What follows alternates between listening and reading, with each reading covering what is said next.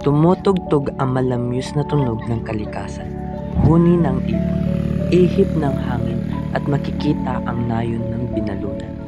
Mga bahay na gawa sa kawayan, palayan at mga magsasakang nagtatrabaho. Sa binalunan, isang maliit na nayon sa isla ng Luzon. Nagsimula ang kwento ng aking pamilya. 50 bahay na yari sa kawayan ang matatagpuan dito. Nakatayo sa isang burol kung saan dumadaloy ang makipot na sapa papuntang Bukirin. Dito naninirahan kami ng aking ama sa isang bahay na 10 talampakan lamang ang laki.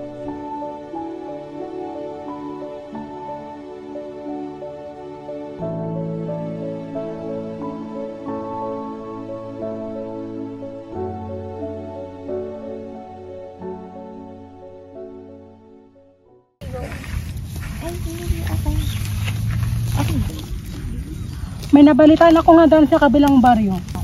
Tara anak, para maranasan mo yung naranasan ko nung binata ako. Paano naman po tayo itong palayan natin? Hayaan mo muna, minsan lang naman may okasyon dito. Sige po tay.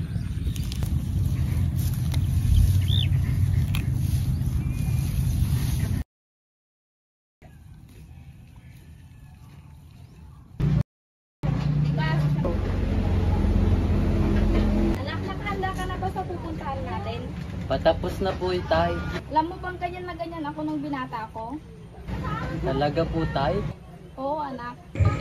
Si tatay ay kilala sa kanyang kasiyahan. Hindi siya kailanman tumanggi sa inuman ng basi. Ang paboritong alak na gawa sa tubo at dahon. Naglakad kami sa ulan papunta sa kasalan. Dala ang pananabik ni tatay. Umuulan po kasi. Tutuloy tayo anak kahit anong mangyari.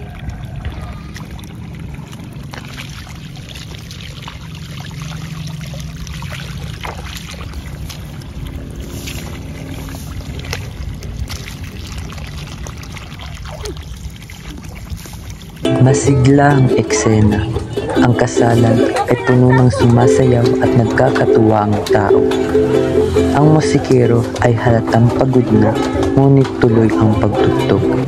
Ang anak ay tahimik sa isang sulok at pinapanood ang lahat. Si Pedro naman ay nagiging sentro ng kasiyahan. Anong ginagawa mo dyan anak?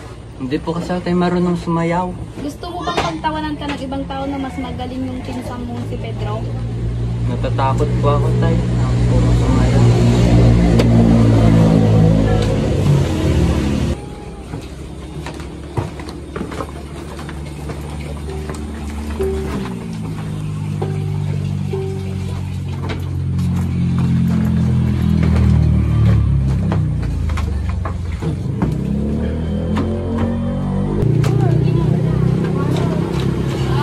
Ikaw ba yun? Yung ano po tayo? Yung hindi ko nahawakan nung bagong silang ka. Ikaw ba yun? Ikaw ata yun! Medyo lasing na ako at nakita ko ang ikakasal na lalaki at ang babaeng ikakasal na sumasayaw.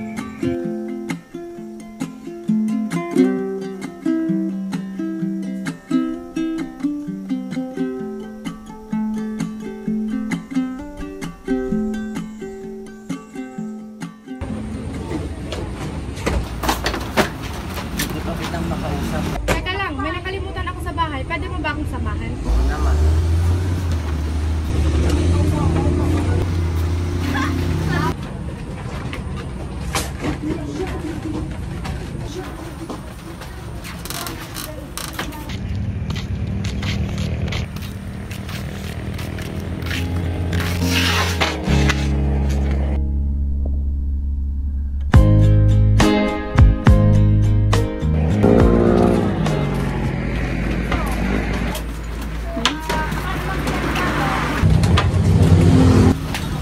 Napakanga mo ako anak.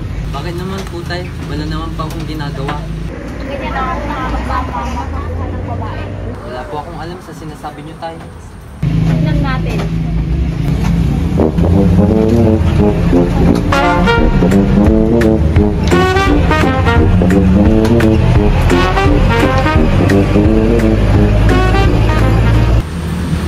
Tingnan nyo ako ang anting-anting ko.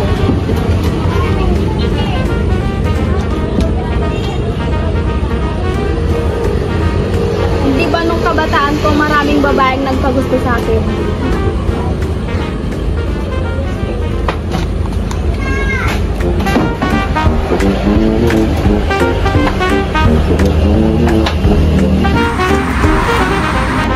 Di ba sa'yo nagkagusto ang bride?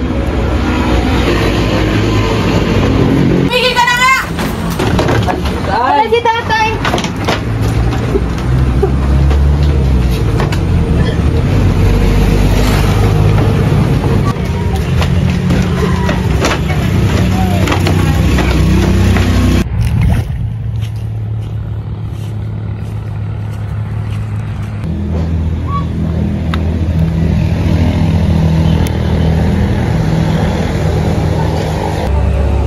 Pagkatapos ng kasalan, dumating ang ama ng babaeng ikakasal sa bahay ng mag-ama at ito ay galit na galit.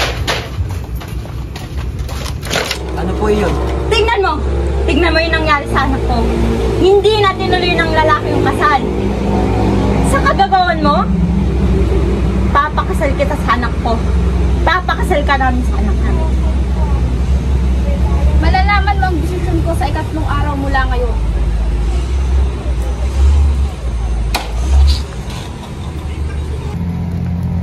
Habang kami ay nagsusunog ng damo, bumalik ulit ang magulang ng ikakasal na babae at kasama na nila yung iba pang kapamilya nila.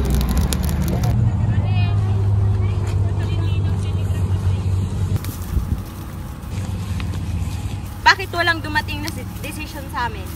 Papakasal na namin sila ngayon. Oo, ipapakasal sila pero hindi muna ngayon.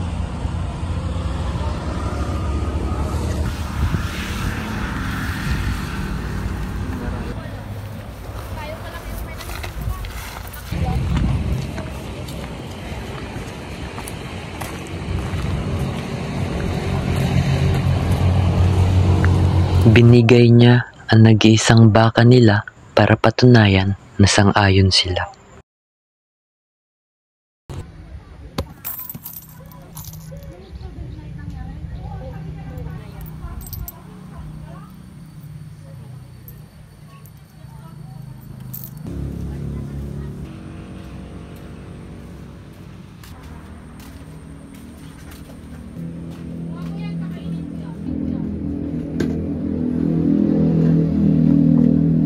Ayaw kong maipakasal ka sa kanya, anak, kasi mataas ang tiwala ko sa'yo.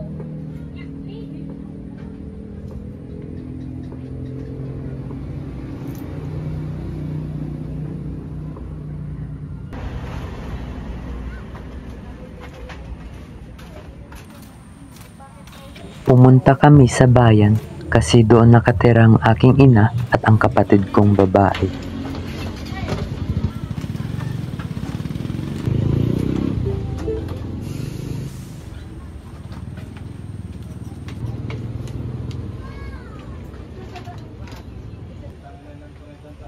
Anong gagawin natin? May paraan pa. Papapuntahin natin siya sa Amerika. Hindi, siya na lang yung huli. May mga anak pa tayong babae. Kinaumaga, inatid nila ako sa istasyon. Noon nang walang kalabaw. Basta lagi mong tandaan sa Amerika na ako ang tatay mo. Tandaan mo na nakakuha kayong talo kung bago mo sinaktan. Hindi po kita makakalimutan tayo. Wag mo rin po sana ako kalimutan. Habang papalayo ang jeep, makikita ang ama na nakangiti at mayroong kislap sa mata.